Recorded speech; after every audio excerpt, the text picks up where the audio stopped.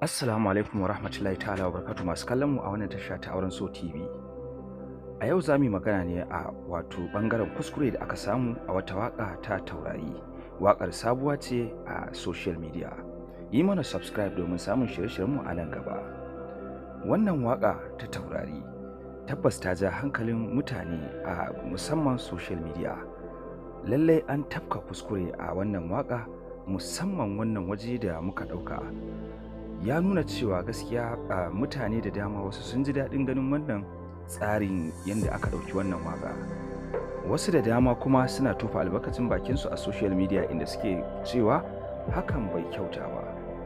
To Auren So TV a nan ɓangare yana kira ga daraktan wannan waka da dukkanin waɗanda suka shirya wakar da ma kuma masu wakar a ringa ƙoƙarin kiyaye wato yin abubuwan da ba su dace ba, domin a wannan sin idan kowa ya duba hakan bai kamata ya ba.